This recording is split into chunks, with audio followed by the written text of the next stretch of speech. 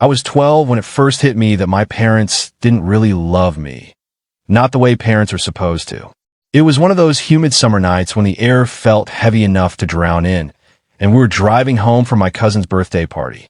I remember sitting in the back seat of our old blue minivan, staring out the window, watching the gas station lights blur past. My dad's hand was on the wheel, my mom's voice sharp as glass in the front seat, and I was just trying not to say anything that might make it worse. My name's Adam. I'm 27 now. But back then, I was a skinny 12-year-old kid who still believed that good grades and good manners were enough to earn love. The argument started over a slice of cake. I'd asked for a second piece, just one more, and my mom snapped that I was spoiled. She said I didn't appreciate what I had, that I was ungrateful for all their sacrifices.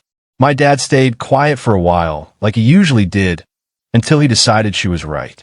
Then he joined in, saying I didn't deserve dessert when I didn't even help around the house. That I remember sitting there, feeling this awful heat build behind my eyes. I wanted to speak up, but I'd already learned better. Every time I tried to defend myself, it only turned into a longer lecture about respect and obedience. So I just sat there clutching the empty paper plate, staring out the window. When we stopped at a gas station halfway home, my mom turned around and said, "Get out and think about your attitude for a minute." I thought she meant to stretch my legs or something. So I got out. The car door slammed, and I stood there under the buzzing fluorescent lights, waiting for her to tell me to get back in. But she didn't.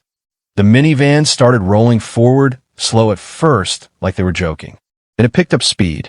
I remember running after it for maybe 10 steps before realizing they weren't coming back. My throat went dry.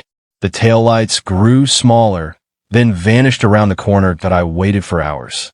I kept thinking it was some twisted punishment, that they'd circle back once they'd taught me a lesson. I sat on the curb, hugging my knees, counting cars. Each one that passed made my heart jump, then sink again. Around midnight, the gas station clerk came out, handed me a can of Sprite, and asked if I was okay. I lied and said I was waiting for my uncle. That was the night something in me changed. I didn't cry, not really. I just stared at the empty road and made myself a promise. I would never need them again, that a police officer found me around 2 a.m. and called my parents. They showed up an hour later, acting like it was some big misunderstanding. My mom said she thought I'd gotten back in the car, and my dad said I should have stayed put instead of wandering off. But the way my mom looked at me, that cold, disappointed glare, told me everything I needed to know. I was the problem. That became the pattern for the next few years. Every argument, every mistake, every small inconvenience, it was always my fault. I stopped expecting birthday presents or kind words. I learned to stay invisible when I could, and agreeable when I couldn't. That my sister, Emily, was their golden child. She could do no wrong. She got new clothes, constant praise, attention. When she failed a test, the teacher was to blame. When I got a B, it was because I didn't try hard enough. I figured out early how things worked. By 16, I already knew my future had to be somewhere else. I worked after school at a grocery store, saving every dollar I could. My parents took most of it for household expenses, but I managed to stash a little away. I promised myself that once I turned 18, I'd be gone. The last straw came on the day of my high school graduation. Emily got a used car for her 16th birthday, something my parents proudly posted about on Facebook with the caption, "Our smart and beautiful girl deserves the best."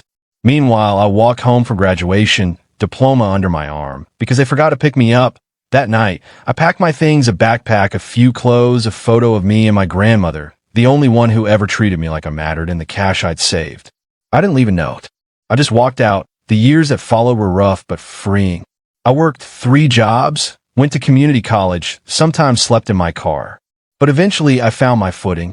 I started a small design business, slow at first, then steady. By 27, I had my own apartment, 2 employees, and more clients than I could handle. I wasn't rich, but I was safe, independent, free. That I didn't hear from my parents for 15 years. Not a call, not a text, not even a birthday message. I figured that chapter was closed for good, until last month that IT started with an unknown number on a random Tuesday afternoon. I almost didn't answer, but something made me pause. "Adam." The voice was faint but familiar, like hearing an old song you forgot you knew. "Who's this?" I asked, though I already knew. It's your mother. I froze. For a second, I didn't know what to say. My brain scrambled for the right tone. Angry, cold, polite. I landed somewhere in the middle. Oh, hi. There was a pause. Then her voice softened in that careful way she used when she wanted something. It's been a long time. Yeah, it has. Another pause. I could almost hear her smiling. Your sister's getting married. I didn't respond. I just let the silence stretch. She's so happy, my mom went on. Her fiancé is a wonderful man. The wedding's in August, and she hesitated, then cleared her throat. We were hoping you'd contribute. I mean, she repeated, help pay for things. Weddings are expensive, and you've done so well for yourself. We've seen your business online. I almost laughed. After 15 years of silence, this was the reason she called. Not to ask how I was doing, not to say sorry, but to ask for money. That I took a slow breath. So, you're calling because you want me to pay for Emily's wedding? Her voice stiffened. You make it sound so cold. She's your sister, Adam. Family supports each other. I stared at the wall, her words sinking in like poison. Where was that support when I was 12? I asked quietly. Silence. Then, just as I was about to hang up, she said something that made my stomach twist. Well, maybe if you hadn't been so ungrateful back then, things would have been different. And that was it. 15 years later, nothing had changed. That I didn't say another word. I just hung up, but that wasn't the end. Not even close. The next morning, I woke up to a flood of messages from numbers I didn't recognize, relatives I barely remembered, and some from Emily herself. They all had the same tone, guilt-tripping, manipulative, demanding. Mom said you're being difficult. You should be grateful for the family that raised you. Emily deserves a nice wedding. You can afford it. I didn't respond to any of them, but one message from Emily stood out. Adam, you owe us this. After everything Mom and Dad did for you, it's the least you can do. I stared at that message for a long time, my fingers hovering over the keyboard. I could feel that 12-year-old version of me again, sitting on the curb outside that gas station, watching the taillights disappear. And for the first time in years, I felt the same thing I'd felt that night. Only this time, it wasn't fear. It was something colder, sharper. Because if they thought they could use me now, they were about to learn how wrong they were. And I already knew exactly where to start. The thing about silence is that it gives people space to write their own stories. When I didn't respond to my mother's call or Emily's messages, they began to fill in the blanks themselves. Within a week, I went from being the successful son who could help to the selfish brother who'd abandoned his family. IT started small. A few passive-aggressive texts that looked polite on the surface, but carried that same familiar sting underneath. Adam, I know you're busy with your business, but family should come first. Adam, we didn't raise you to be heartless. Adam, I'm just disappointed you've become like this. I'd forgotten how effortlessly she could twist guilt into something that sounded like love. IT almost worked. For a minute. Until I remembered she hadn't raised me at all. Not really. She tolerated me. Controlled me. Made me feel like existing was a debt I could never repay. Still, something about Emily's message stuck with me. You owe us this. That sentence echoed in my head for days. That I hadn't spoken to her since she was 12 and I was 18. Back then, she was the smiling golden child with a pink bedroom full of gifts while I was quietly packing to leave. I wanted to believe she was innocent, just a kid who didn't know better. But reading her message now, written like an order, it was clear she'd learned from the best point. 2 weeks passed before another call came. This time, it wasn't my mother. It was my Aunt Clara. One of the few relatives who'd ever shown me kindness when I was a kid. She used to sneak me cookies during family gatherings and whisper, "Don't tell your mother." For a second, I almost answered with warmth, expecting her to be different. "Adam," she said, her voice overly bright.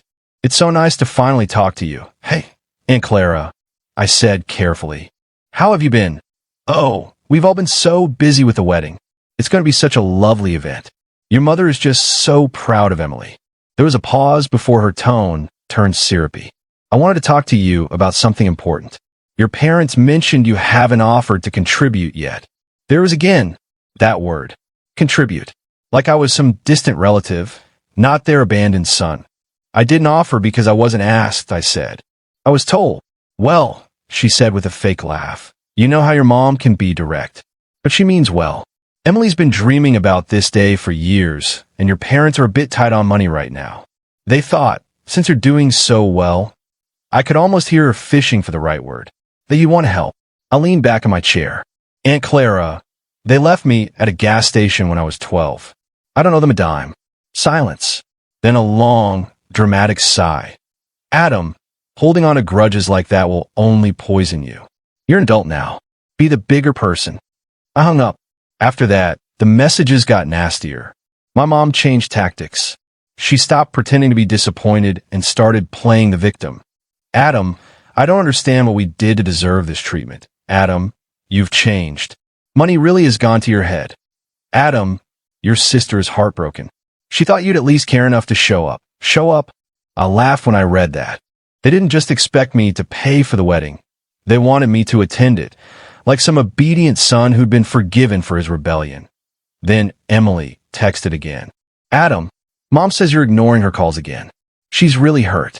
You don't know how hard things have been for us. Dad lost his job, and we've all been struggling. Emily, you could fix this with one phone call. That I almost replied to that one. My thumb hovered over the screen for a full minute before I locked my phone again. The truth was, I wasn't angry anymore. I was curious. Curious to see how far they'd go that a few days later, an envelope showed up in the mail. Not a text, not an email, a real invitation. Gold embossed letters read, You are cordially invited to the wedding of Emily and Daniel. August 12th. RSVP required. Family dinner to follow at 8T the bottom, in my mother's handwriting. We've reserved a special seat for you. Front row. Don't disappoint your sister again. That word hit harder than I expected. The last time I disappointed Emily was when I left home. She'd stood in the doorway, holding her new phone, watching me like I was doing something unforgivable. I told her, take care of yourself. She turned away without a word. Now, 15 years later, she wanted to play the victim in a story she never lived. I tossed the invitation on my desk and tried to focus on work. But the guilt was gone, replaced by something colder. Anger. Because it wasn't about a wedding. It was about everything before it. The gas station, the forgotten birthdays, the way they made me apologize for things I didn't do, the way they treated Emily like royalty while I was just a reminder of their failures. They'd built their perfect family narrative. And now they wanted me in it for appearances. The next week, my dad called. Adam, he said, voice low and gruff. We need to talk man to man. That phrase alone almost made me laugh. He'd never spoken to me man to man in his life. About what? I asked. Your behavior, he said. Your mother's been crying for days. You're acting selfish. Selfish? I repeated. That's rich coming from you. He ignored it. Your sister's wedding is important. You've made something of yourself. You can afford to help. It's your responsibility as her brother. Responsibility, I said. Did you feel responsible when you left me on the side of the road? Silence. Then a short chuckle. You're still holding on to that? You were being difficult. We taught you a lesson. I clenched my jaw. That wasn't a lesson. That was abandonment. Watch your tone, son, he snapped. You're talking to your father. I hung up. After that, things spiraled. My cousin messaged me, saying rumors were spreading, that I refused to help because I thought I was better than everyone. My mother must have been feeding them her version, painting me as the ungrateful son who turned his back on the family that loved him. And people believed it. Soon I was getting tagged in family posts. It would have been nice if Adam helped out. Money changes people. Some folks forget where they came from that I didn't reply.